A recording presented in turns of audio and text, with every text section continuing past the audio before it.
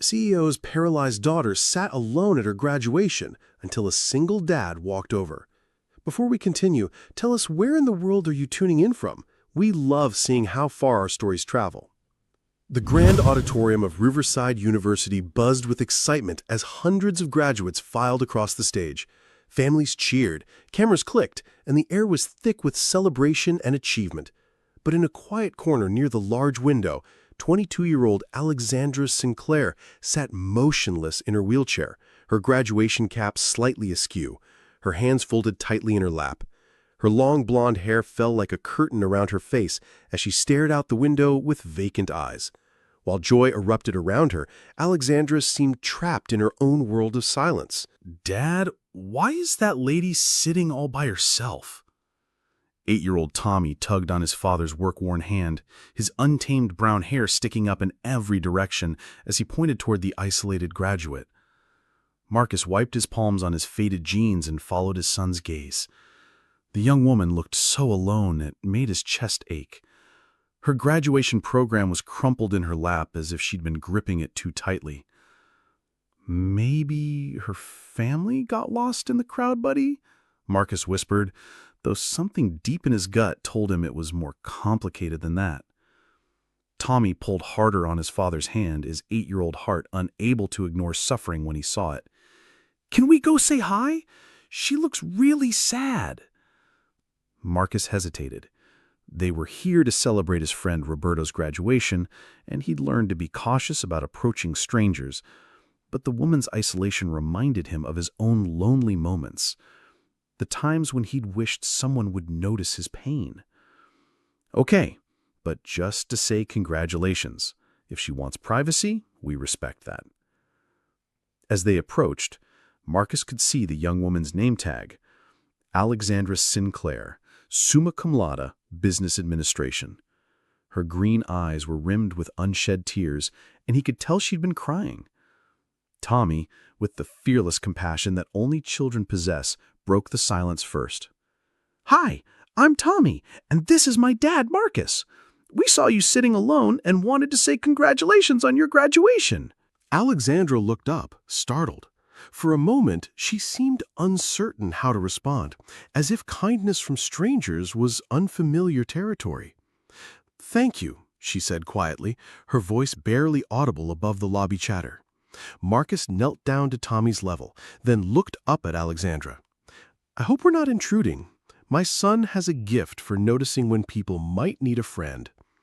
Something shifted in Alexandra's expression. Surprise mixed with cautious hope. "No, it's fine. Thank you for stopping." Tommy, oblivious to the emotional undertones, continued chattering with his typical directness. "My dad says graduation is super important. Are you smart? You must be really smart to graduate from this big school." "Tommy," Marcus warned gently, but Alexandra surprised them both by letting out a small laugh, the first hint of warmth they'd seen from her. "I suppose I must be somewhat smart. I just finished my degree while dealing with some challenges." Her hand unconsciously moved to the armrest of her wheelchair. Marcus noticed the slight tremor in her voice and the way she avoided eye contact. There was pain here that ran deeper than what was visible on the surface. "We were here to see my friend Roberto graduate," Marcus offered, trying to keep the conversation light. "My son was more excited than Roberto himself." "It's my first time at a graduation," Tommy announced proudly. "My dad says when I grow up, I can come to school here too. Do you think they'll remember me?" Alexandra's expression softened as she looked at Tommy's eager face.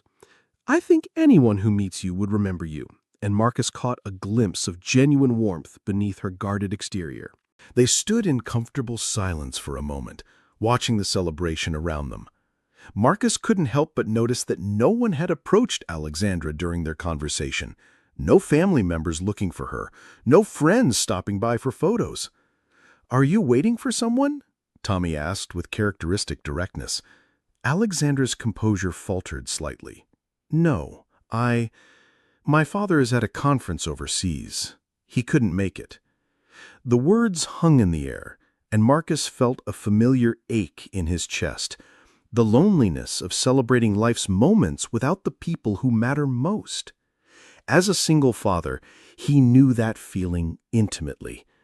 There had been countless school events, bedtime stories, and scraped-knee moments where he'd wished Tommy had more than just him, where he'd wished Clara could be there to share the load, to witness their son's growth. But seeing Alexandra's isolation made him realize something profound. At least he and Tommy had each other. This young woman had achieved something incredible and had absolutely no one to share it with. "Well then," Marcus said, making a decision that surprised even himself, "would you like us to take a photo of you? Every graduate should have a picture to remember this day."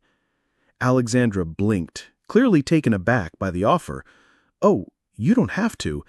Dad's really good at taking pictures. He takes lots of me because Mom can't." The innocent statement hung in the air. Tommy had never known his mother. Clara had died from complications during his birth 8 years ago. But the boy spoke of her absence matter-of-factly, without the weight of grief that still pressed on Marcus's chest daily. Marcus saw understanding flicker in Alexandra's eyes. I would actually really like that," she said softly.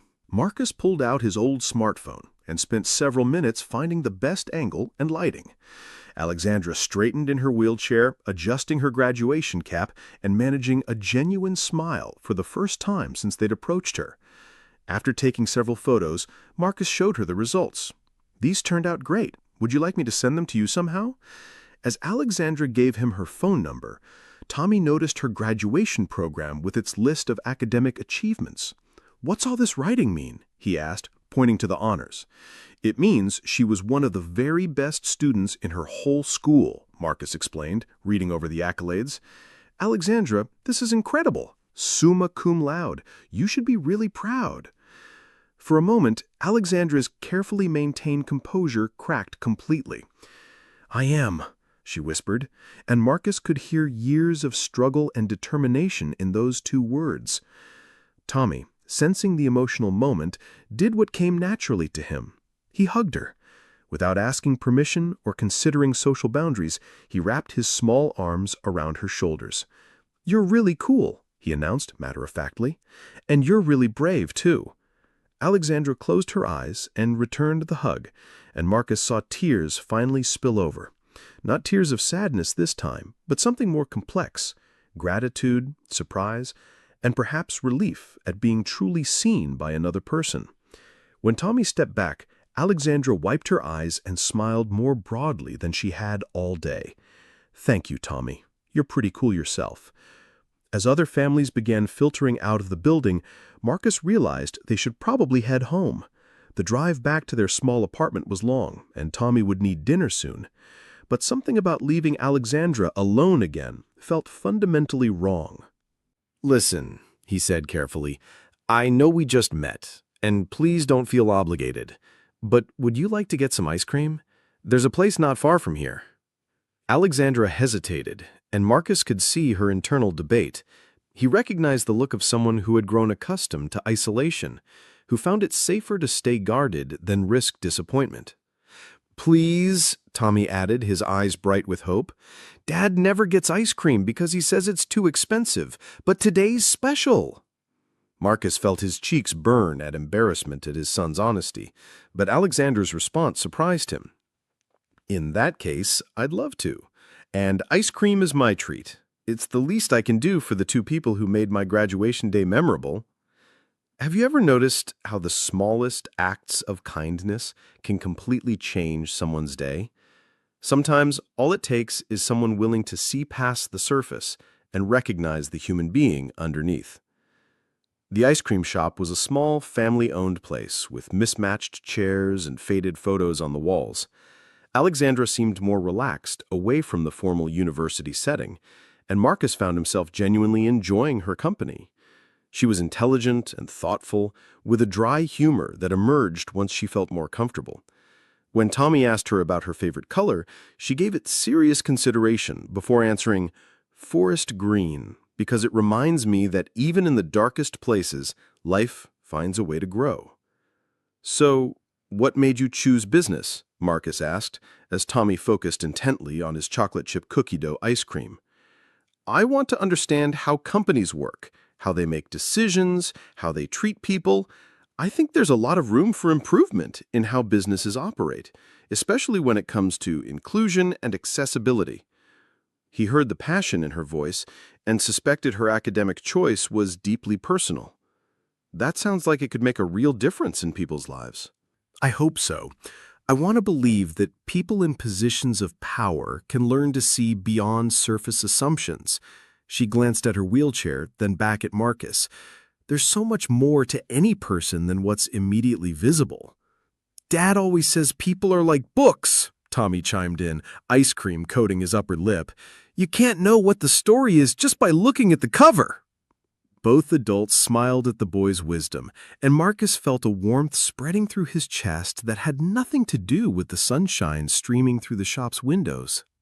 As they talked, Marcus began to piece together fragments of Alexandra's story. She mentioned living alone, her father's frequent business trips, the challenges of navigating campus in a wheelchair, but she spoke carefully, revealing just enough to maintain the conversation without exposing too much vulnerability. Marcus found himself sharing more than he usually did with strangers. He told her about his job at the manufacturing plant, Tommy's latest adventures in second grade, the simple rhythms of their life together. It must be challenging raising him alone, Alexandra said gently. Marcus was quiet for a moment, stirring his melted vanilla ice cream. Some days are harder than others, he admitted. I dropped out of high school when my dad left, had to help support my mom and siblings. Met Tommy's mother at the factory where we both worked. We had all these plans. His voice trailed off, but Alexandra didn't push. She simply waited, giving him space to share what he felt comfortable sharing. Clara died when Tommy was born, complications during delivery. So it's been just the two of us since day one. I'm so sorry, Alexandra said, and Marcus could tell she meant it. The thing is, Marcus continued, looking at Tommy, who was now examining the sprinkles on his ice cream with scientific interest, I spent so long thinking we were incomplete, like we were missing this essential piece that made other families whole. He paused, then looked directly at Alexandra. But watching him today, seeing how naturally he reaches out to people, how much joy he finds in celebrating others, I'm starting to think maybe we've been whole all along. They spent over an hour at the ice cream shop, and Marcus couldn't remember the last time he'd felt so at ease talking with another adult. Alexandra had a way of listening that made him feel heard, not judged. When she laughed at Tommy's stories about his teacher's pet hamster, Marcus noticed how her whole face transformed. The sadness that had surrounded her at the graduation ceremony seemed to lift, replaced by something lighter and more hopeful. As they prepared to leave, Alexandra turned to Marcus with an expression that seemed almost vulnerable. "Thank you," she said, "both of you. I was dreading today, and you turned it into something I'll actually want to remember." "Why were you dreading it?" Tommy asked, his head tilted with curiosity. Alexandra looked at Marcus, who nodded encouragingly. "Sometimes, when good things happen, it can feel sad if you don't have family there to share them with," she explained gently. Tommy considered this seriously, his 8-year-old mind processing the complexity of adult emotions. "But we were there. And now we're like family friends, right, Dad?" Marcus felt his throat tighten with emotion. "Right, buddy." Alexandra's eyes filled with tears again, but this time they were definitely tears of joy. "I would really like that," she said softly. As they prepared to part ways, Marcus realized that something fundamental had shifted in his understanding of connection and family. Sometimes the most important relationships in our lives begin with the most unexpected encounters. Over the following weeks, an unlikely friendship began to blossom through text messages and phone calls. Alexandra started sharing photos of her daily life, her apartment near campus, funny things she encountered while job searching, articles about business ethics that sparked her interest. Marcus reciprocated with pictures of Tommy's school projects and stories from the manufacturing plant. Through these conversations, Marcus began to understand the true scope of Alexandra's isolation. Her mother had died shortly after giving birth to her, and her father, Nathan Sinclair, was the CEO of a major consulting firm who traveled constantly for work. Alexandra had been raised by a succession of nannies and housekeepers, attending elite private schools where her wheelchair made her stand out in ways she never wanted. "I became really good at being invisible," she told Marcus during one of their evening phone calls. "It was easier than dealing with the stares and whispered conversations." "What changed?" "The accident," Alexandra said quietly. "Hard to be invisible when you're the girl who crashed into a tree while skiing with her sorority sisters." The accident had happened during her sophomore year of college. What should have been a fun weekend trip had ended with a collision that shattered her spine and changed everything about how she moved through the world. My father flew back from Hong Kong for exactly 36 hours, long enough to make sure I had the best medical care money could buy, and then he was gone again. I think my disability represented a problem he couldn't solve with a business strategy or delegation. Marcus felt anger rise in his chest on her behalf, but he kept his voice gentle. That must have been incredibly lonely. It was, but you know what's strange? In some ways, the accident forced me to become stronger. I couldn't rely on being invisible anymore. I had to learn to advocate for myself, to demand to be seen and heard. Is that why you chose business school? Partly. I wanted to understand how people in power make decisions that affect others. I wanted to be in a position to influence those decisions someday. For her part, Alexandra learned that Marcus had dropped out of high school at 17 when his father abandoned the family, leaving him to help support his mother and younger siblings. He'd met Clara at the factory where they both worked third shift, and they'd fallen in love over shared dreams of something better. We were going to save enough money for me to get my GED, maybe go to trade school. Clara wanted to become a nurse. We had it all planned out. Those dreams had been put on hold when Clara became pregnant, and they'd been shattered entirely when complications during Tommy's birth took her life. "The doctor said there was nothing anyone could have done differently," Marcus explained. "But for the longest time I felt like I'd failed her. Like if I'd been able to provide better health care or if we'd had more money. Marcus, you can't blame yourself for that." "I know that now, mostly, but it's taken 3 years to really believe it." Since Clara's death, Marcus had focused entirely on providing for Tommy and being the kind of present, loving father he'd never had himself. "You're raising an amazing kid," Alexandra told him. "Tommy has this incredible capacity for empathy and joy. That doesn't happen by accident." "I'm trying," Marcus replied. "Some days I feel like I'm failing him. Like he deserves more than I can give."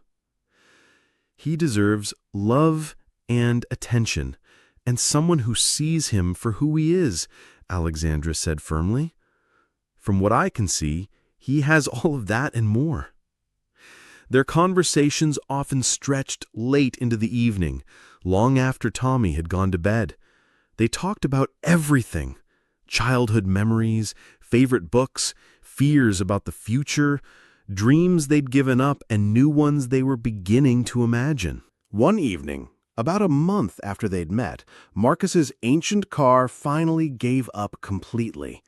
He called Alexandra, frustrated and worried about how he'd get Tommy to school and himself to work. "I can help you research used cars," Alexandra offered. "I know it's not much, but I can at least help you figure out what's reliable in your price range." She spent hours that night searching online listings, reading reviews, and creating a spreadsheet of options for Marcus to consider. When she sent it to him the next morning, Marcus stared at his phone in amazement. No one had ever put that kind of effort into helping him solve a problem, not since Clara died. "Why did you do all this?" he asked her during their call that evening. "Because you needed help, and I could provide it. Isn't that what friends do?"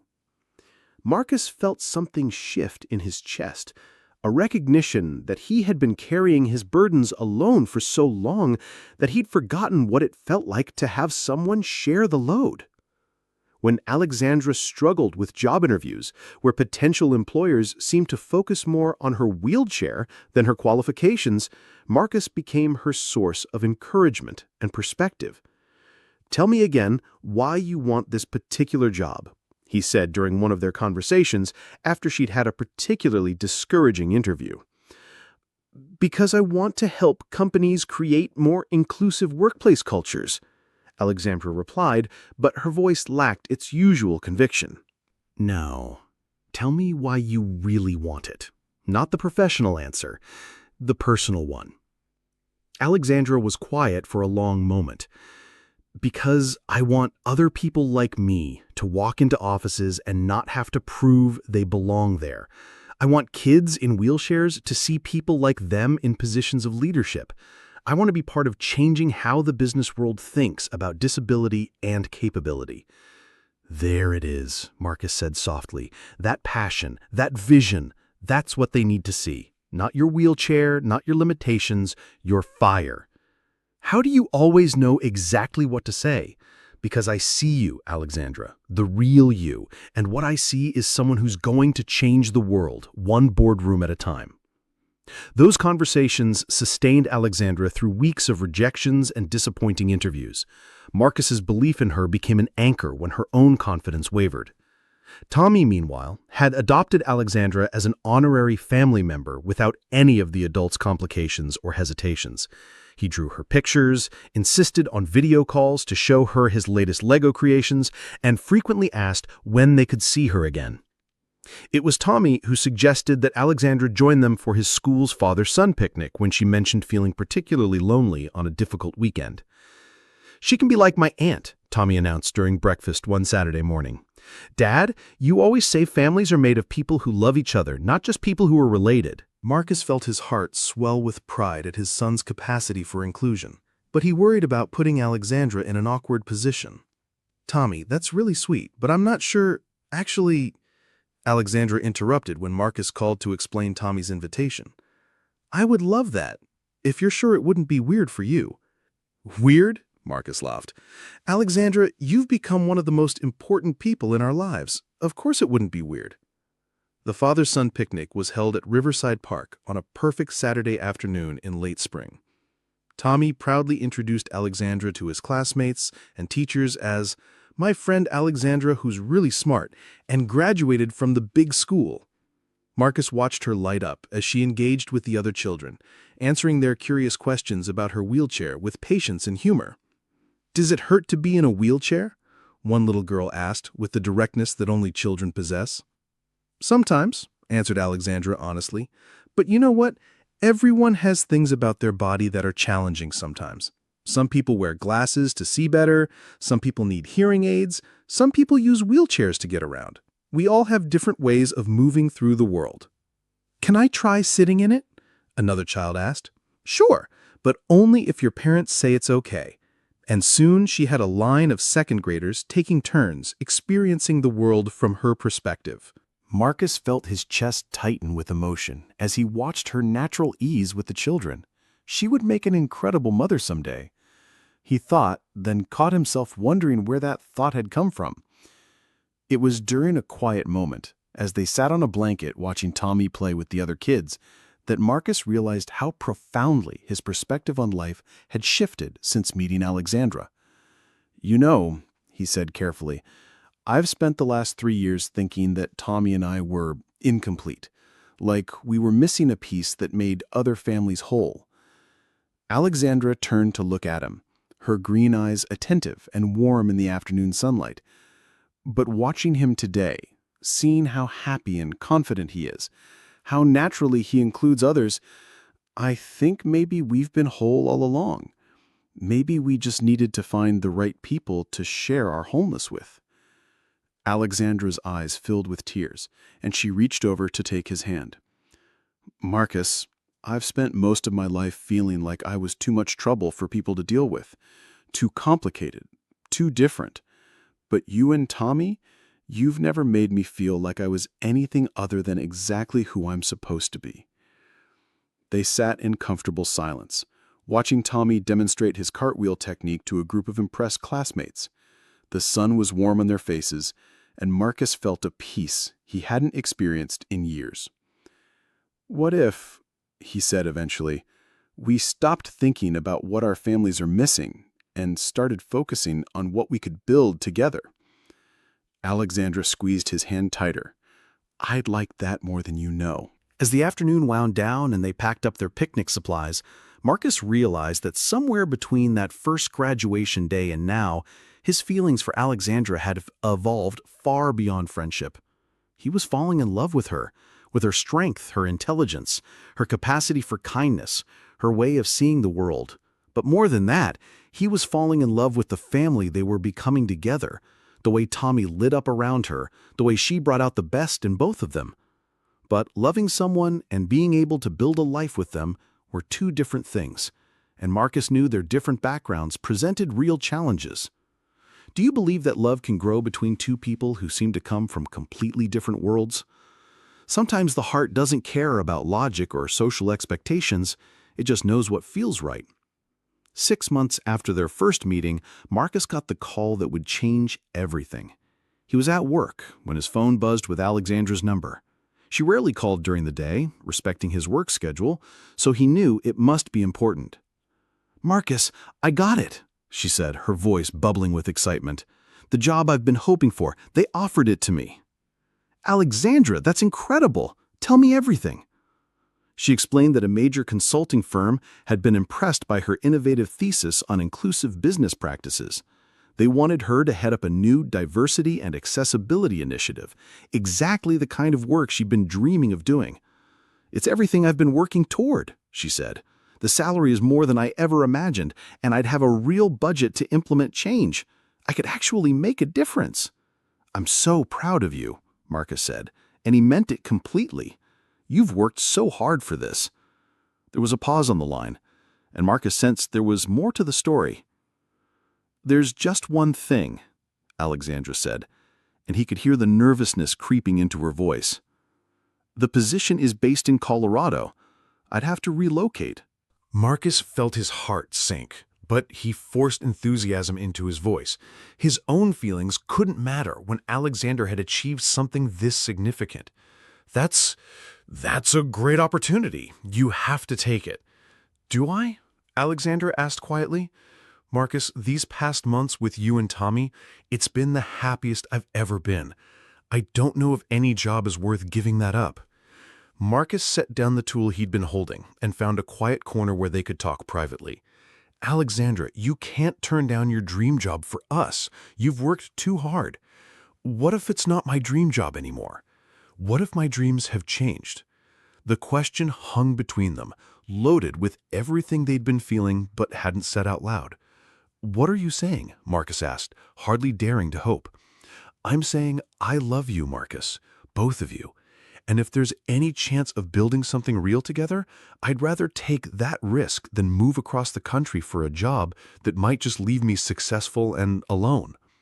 The conversation that followed was one of the most honest either of them had ever had. They talked about their feelings, their fears, and their hopes for the future.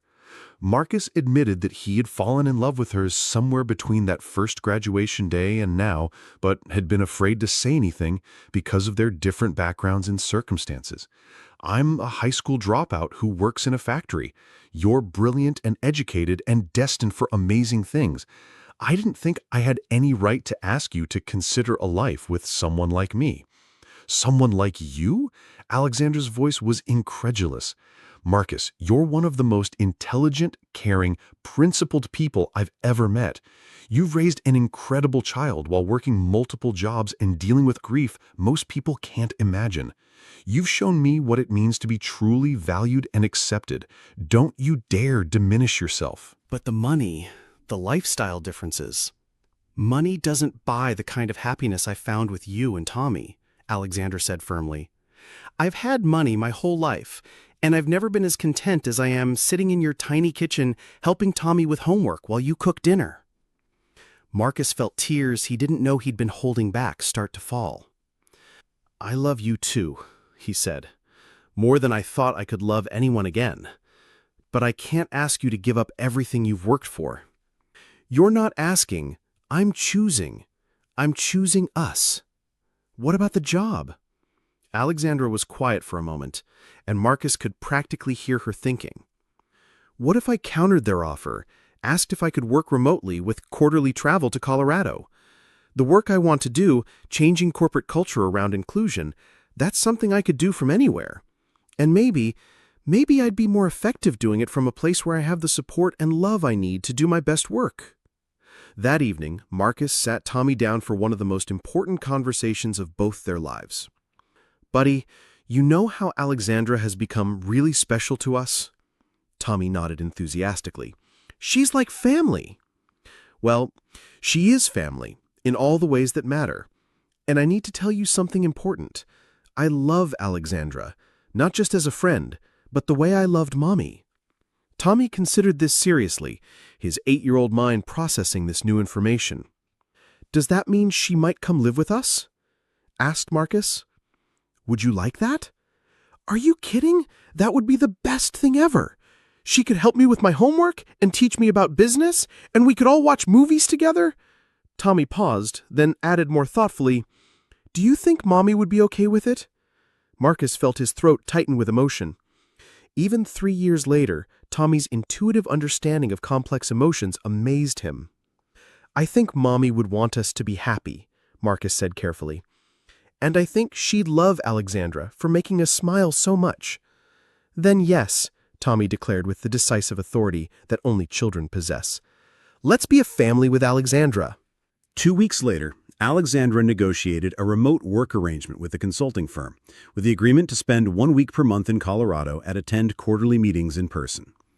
It wasn't exactly what the company had originally envisioned, but her ideas were innovative enough that they were willing to be flexible. More importantly, it allowed her to build the life she actually wanted, one filled with love and daily connection, and the simple joy of being part of a family that saw her completely and valued her exactly as she was. 1 year later, Marcus stood in the same university auditorium where they'd first met, but this time he was wearing a cap and gown. With Alexandra's encouragement and financial support, he'd enrolled in night classes to complete his GED and then began working toward an associate's degree in manufacturing technology.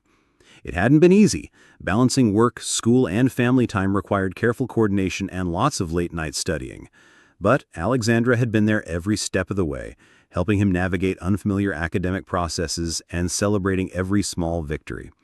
Tommy had become his most enthusiastic cheerleader, proudly telling anyone who would listen that his dad was going to college like Alexandra did. Now, as Marcus's name was called, Tommy jumped up from his seat in the front row and cheered just as loudly as he had for Roberto years earlier. "That's my dad!" he shouted, causing the families around them to smile at his enthusiasm. Alexandra, sitting beside Tommy, wiped away tears of pride and joy. In her lap was the engagement ring Marcus had given her just 2 weeks earlier, a simple band that had belonged to his grandmother, offered with a proposal that was everything she had never known she wanted. "I don't have much to offer you in terms of material things, but I can promise you a life filled with love and laughter and daily adventures with the most amazing kid in the world. Will you marry us?" Her yes had been immediate and tearful and complete. After the ceremony, as they posed for photos as a family, Marcus reflected on the incredible chain of events that had brought them to this moment. A simple act of kindness on a graduation day had blossomed into something none of them could have imagined. Alexandra had found the family acceptance she'd always craved, Tommy had gained a mother figure who celebrated his curiosity and kindness, and Marcus had discovered that love could grow in the most unexpected places. "Dad," said Tommy as they walked back to their car, the reliable used sedan Alexandra had helped them choose, "remember when you said education was important?" "I remember, buddy." "Well, I think kindness is important too, because if we hadn't been kind to Alexandra that day, we wouldn't be a family now." Alexandra reached over and ruffled Tommy's hair, then took Marcus's hand. "Sometimes," she said, "the most important lessons can't be learned in classrooms." As they drove home together, to the house they now shared, filled with Tommy's art projects and Alexandra's business books and Marcus's technical manuals, Marcus marveled at how profoundly their lives had changed. What had started as a single father trying to give his son a broader view of the world had become a love story that none of them saw coming. They had all been searching for something without knowing what it was, and they'd found it in each other. Their story had begun with a lonely young woman sitting alone at her graduation, but it had evolved into something much more beautiful, a testament to the power of compassion, the importance of showing up for each other, and the truth that the most extraordinary chapters of our lives often begin with the simplest acts of human kindness. Sometimes what looks like an ending, a graduation, a milestone, a moment of solitude, is actually just the beginning of something wonderful. And sometimes the family you choose is even more precious than the one you're born into, because it's built not on obligation or blood, but on the daily decision to love and support each other through all of life's challenges and celebrations. Marcus had thought he was just teaching his son about kindness that day at the graduation ceremony. He had no idea he was actually writing the first chapter of the rest of their lives. If this story touched your heart, you're not alone. Thousands of people have found love and family in the most unexpected places, simply because someone chose kindness over indifference. Have you ever experienced a moment where a stranger's compassion changed your life? Share your story in the comments below. Your experience might be exactly what someone else needs to hear today. And if you believe in the power of human connection to transform lives, make sure to subscribe for more stories that celebrate the extraordinary moments hidden in ordinary days. Because the truth is, we're all just walking each other home, and sometimes the most beautiful journey begins with simply choosing to see each other.